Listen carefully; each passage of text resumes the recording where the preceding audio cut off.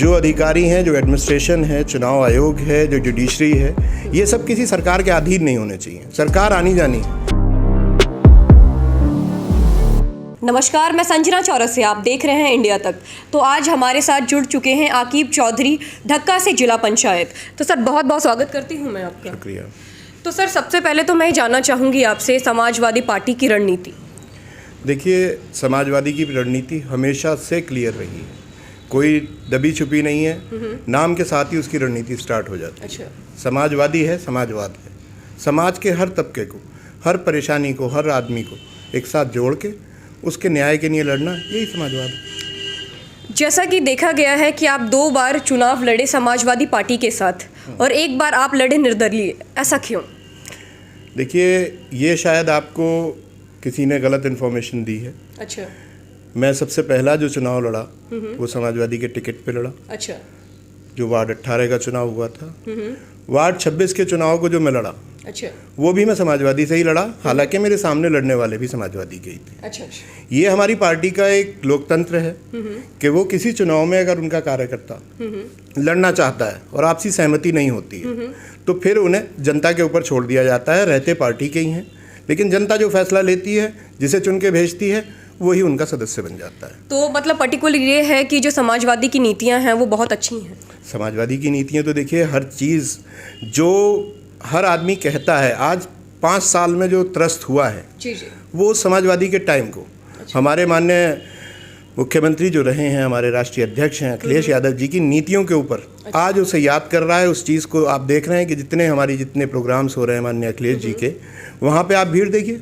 कल ही का मैं आपको बताता हूँ, एटा मैनपुरी में था। अच्छा। जाड़े की रात है, लेकिन रात में भी इतनी पब्लिक थी और उन्होंने स्वागत किया माननीय राष्ट्रीय अखिलेश जी का, राष्ट्रीय अध्यक्ष जी का। और उन्होंने एक यूथ में जो जज्बा है जी और एक आम पब्लिक में जो जज्बा है, वो सिर्फ उनके समाजवाद की जो सरकार चली हुई थी उसको याद करके, और पिछले 5 साल में जो परेशान हुए, चाहे वो कानून व्यवस्था हो, चाहे आप ये देख लीजिए विकास कहाँ है। कहते हैं विकास, लेकिन जितना पिछला काम हुआ है उसी को बोर्ड लगा रहे हैं। अच्छा। जितना पहले कहा जाता था कि कानून व्यवस्था ध्वस्त है, आज देखिए आप कानून व्यवस्था क्या है। अच्छा। एनकाउंटर के नाम पे मारे जा रहे हैं, लूट हो रही हैं, भ्रष्टाचार उस चरम सीमा पे है कि जो पहले अगर किसी का परसेंटेज होता था 4 होता था तो आज 8 है। अच्छा। आज खुलेआम लूट हो रही है। तो उन्हीं सब नीतियों को जो हमारी पिछली 5 साल की सरकार चली थी, उन सब चीज़ों को देख के आज पूरी पब्लिक, पूरी जनता याद कर रही है कि समाजवादी सरकार अब की बार हर हालत में आनी चाहिए, क्योंकि इन्होंने जो वादे किए थे, जितना धोखा दिया था हमें आपस में लड़ा के, हिंदू मुस्लिम के नाम पे लड़ा के, जात पात के नाम पे लड़ा के, सिर्फ अपनी सरकार बनाई थी, बाकी काम करने का कोई उन्होंने जज्बा नहीं था उनके। अभी जैसा कि देखा गया है, उत्तर प्रदेश के अंदर राशन वितरण हो रहा है, जिसमें गेहूं, चावल, रिफाइंड और नमक की थैलियां बांटी जा रही हैं। तो उसमें देखा गया है कि प्रचार और प्रसार पूरी तरीके से किया जा रहा है। ऐसा इसलिए क्योंकि उन नमक की थैलियों पर और उन रिफाइंड की थैलियों पर मोदी और योगी जी की फ़ोटो लगी हुई है। देखिए, ये जो राशन वितरण हो रहा है जी, जितना ये नमक की थैली या रिफाइंड की थैली ये दी जा रही हैं, सबसे पहले तो मैं हर किसी से ये चीज़ पूछना चाहूँगा कि ये पैसा कहाँ से आ रहा है। ये पैसा हमारे ही टैक्स का है जी। और आप हमारे ही नहीं है अगर इस्तेमाल कर रहे हैं तो उस पर आप अपना चुनाव प्रचार कर रहे हैं, तो ये तो चुनाव आयोग को देखना चाहिए कि चुनाव आयोग को इस चीज़ पे पहले ही रोक लगानी चाहिए। अब करें क्या, चुनाव आयोग भी कहीं ना कहीं इन लोगों ने दबाव में ले रखा है। वरना आप इस काम को कर रहे हैं तो आप जनता की सेवा के लिए कर रहे हैं, अपने नाम और प्रचार के लिए कर रहे हैं। कोई इनसे ये सवाल पूछे। चलिए, अब मैं आपके ही सवालों पर, आपके कार्यों पर आती हूँ कि आप पहले 18 और 26 से चुनाव लड़े, उसके बाद आपको 21 मिला। तो सबसे पहले मैं कार्य और विकास की बात करना चाहूँगी कि आपने इन दिनों में कितने कार्य की। देखिए, मैं 18 से लड़ा तो 18 की जनता, 18 आप आज जो बैठे हुए हैं, ये ढक्के में ही बैठे हुए हैं, या यहाँ नगली जाएँ, हरियाणा जाएँ, गलसुआ जाएँ, जितने भी गांव हैं, सकतपुर जाएँ, कौंदा जाएँ, जितने भी मेरे क्षेत्र में गांव आते हैं, जी। ये आप वहाँ पर अभी फ़ोन का डाटा आपके पास सब होगा, वो लोग बताएंगे कि 18 के काम मेरे क्या रहे। अगर 18 के काम मेरे अच्छे ना रहे होते तो कुछ क्षेत्र हमारा 18 का इस बार जुड़ा था और कुछ क्षेत्र वार्ड 22 का जुड़ा था, जो वार्ड 21 बना था। अच्छा। लेकिन 18 वार्ड का जो गाँव मेरे में जुड़ा हुआ भी नहीं था, जो मेरे से अलग हट गया था, दीगर और वार्डों में चला गया था, वहाँ के लोग भी, वहाँ के मेरे जितने भी लोग थे, जितने हमदर्द थे, वो मेरे चुनाव में वार्ड 21 में पहुँचे। उन्होंने जाके बताया कि साहब, हमारे यहाँ जब ये काम था, 18 वार्ड में थे तो ये काम कराया है, इसी से भरोसा लोगों ने किया है। 26 में था तो 26 में भी उसी हिसाब से काम हुआ। देखिए, काम करना, अगर आप काम नहीं करेंगे तो जाहिर सी बात है आप कहीं ना कहीं धोखा देंगे। अच्छा। क्योंकि जनता जो करती है, आपको चुनती है, आप पे भरोसा करती है, वो अपनी परेशानियों को अपने कामों के लिए करती है। और अगर हम काम ही नहीं करेंगे तो फिर हम आगे को जाने लायक नहीं रहेंगे। जी, क्योंकि देखिए ज़्यादातर मुद्दों पर देखा गया है जब चुनाव लड़ते हैं तभी ही जन जन तक लोग जाते हैं और चुनाव जीतने के बाद वो उनका दामन छोड़ लेते हैं। देखिए, जो ऐसा छोड़ लेते हैं वो फिर दोबारा जाने लायक नहीं रहते, और जिन्हें इस काम को, राजनीति में रहना है, सेवा करनी है लोगों की, उन्हें तो आगे जब जाके निगाह मिलानी है तो उन्हें तो 5 साल सेवा करनी पड़ेगी, क्योंकि एक उधार ले लिया है उन्होंने वोट, और उधार हम जब तक वापस नहीं लौटाएंगे काम के रूप में, उनकी सेवा के रूप में, तो हम दोबारा नहीं जा सकते उनके पास।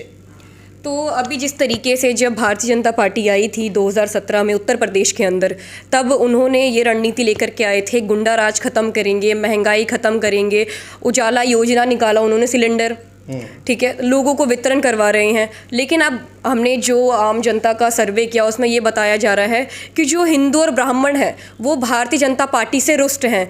तो क्या लगता है कि जो ये रुष्ट जनता है इसमें समाजवादी पार्टी को फ़ायदा होगा?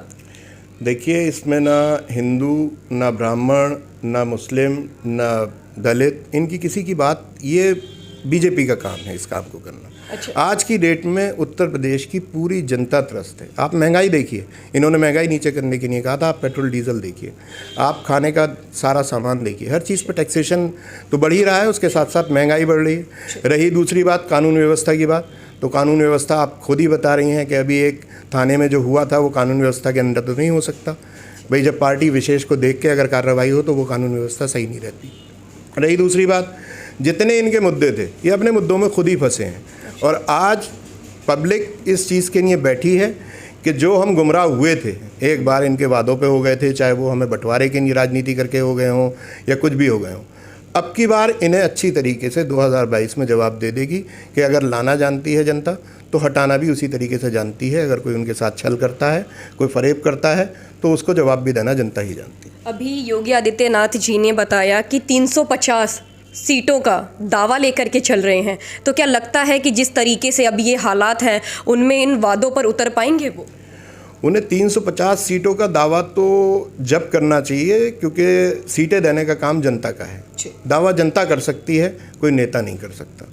लेकिन वो अपने काम को ना करके, अपने कामों को ना दिखा के, वो इधर उधर की बातों में, आप देखिएगा अगले 2 महीने 3 महीने सारे नेताओं का, जितने भी बीजेपी के हैं, उनका एक बिल्कुल सिस्टम ही चेंज हो जाएगा। वो विकास की बात नहीं करेंगे, वो करेंगे हमारे आपसी बंटवारे की बात, वो हिंदू मुस्लिम की, जात पात की, इस तरीके की बात करेंगे। और ये 350 का या किसी का, ये काम तो जनता का है सीटें देने का। जनता अगर कहे हम 350 सीटें दे रहे हैं तो बात सही है। नेता अगर कहे कि हम 350 सीटें ला रहे हैं, तो ऐसा कौन सा आपके पास किसी के मन को पढ़ने का कौन सी मशीन है? ये तो योगी आदित्यनाथ ही जानते हैं कि साहब उनके पास कौन सी मशीन है जो जनता के दिलों को पढ़ रही है और 350 सीटें ला रही है।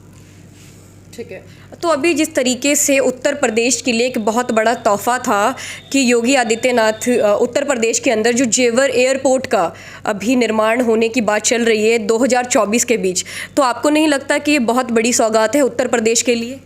देखिए, जेवर एयरपोर्ट कोई आज की देन नहीं है। अच्छा। ये आप ये लगा लीजिए, इसका भूमि अधिग्रहण जो हो चुका था, अब से जो कांग्रेस गवर्नमेंट थी उसी टाइम पे इसका भूमि अधिग्रहण हो चुका था, लेकिन इनकी एनओसीज वगैरह जो होती हैं वो डिले होती हैं। आज इन्होंने इस चीज़ को करा है, ठीक है, लग के करा है। हम इसका भी उन्हें क्या कहते हैं, जो अच्छा काम करते हैं उसे उस चीज़ का भी कहना चाहिए कि अच्छा काम किया है। लेकिन खाली जेवर एयरपोर्ट का शिलान्यास करना और उसे ज़मीनी स्तर पर उतारना, इसमें बहुत लंबा टाइम है। शिलान्यास तो ये कर देते हैं, लेकिन काम पूर्ति करने के नाम पे ये आप देख लीजिएगा कि आगे ये कितने टाइम में पूरा होता है। हम तो ये कामना करते हैं कि जल्दी पूरा हो, लेकिन जेवर एयरपोर्ट जो बन रहा है खाली इनकी देन नहीं है, वो सोच बहुत पहले की थी। अच्छा, तो चलिए, ये तो हो गए उनके विकास की बात। अब रोजगार की बात करते हैं। जिन रोजगार की बात योगी आदित्यनाथ जी ने बताया कि हम हर घर को एक रोजगार देंगे, हर घर को एक निवास देंगे, तो क्या लगता है इन वादों को उन्होंने पूरा किया?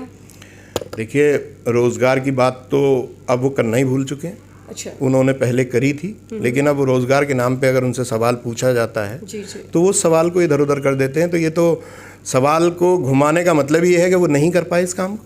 रही आवास की बात, तो आवास में अपने गांवों में देख रहा हूँ, हमारे जितने गांव हैं, जितनी ग्राम पंचायत हैं, मैं आपको पिछले अपने ही यहाँ इस गांव की बताता हूँ कि पिछले 5 साल में अगर एक भी कोई आवास आया हो तो साहब योगी जी की बात को मैं भी मान लूँगा। अच्छा, हमें तो कोई आवास आज तक मिला नहीं कहीं। हमने पूरे गांव में बहुत से लोगों के लिए डिमांड करी, या बहुत से लोगों की ज़रूरतें हैं, बहुत से ऐसे बेचारे लोग हैं जो पिन्नियों में रह रहे हैं, उनके लिए हम डिमांड भेजते हैं, लेकिन अभी तक तो कोई ऐसा कोट आया नहीं।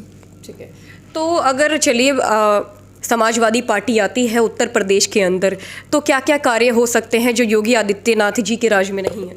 देखिए, समाजवादी पार्टी अगर आती है उत्तर प्रदेश में, और जो कि सारी जनता इस चीज़ के लिए कोशिश कर रही है और अब अपने आप जज्बात से लगी हुई है, तो सबसे पहला काम जो है वो रोज़गार का ही है। विकास हमारे लिए कोई इतना बड़ा मुद्दा नहीं है, विकास तो हम कराएंगे ही। समाजवादी सरकार विकास तो एक अपने तौर पे कराती है, लेकिन अब की बार सबसे पहले जो सबसे प्रायोरिटी है, क्योंकि हमारे मुख्यमंत्री जो हैं वो भी युवा हैं और उन्हें अच्छी तरीके से पता है कि रोज़गार अगर होगा किसी भी क्षेत्र में, किसी भी जगह अगर रोज़गार होता है तो सारी चीज़ें अपने आप सुधरती चली जाती हैं। अपनी हर आदमी की एक बाइंग कैपेसिटी बन जाती है, तो मार्केट में पैसा रोटेट होता है।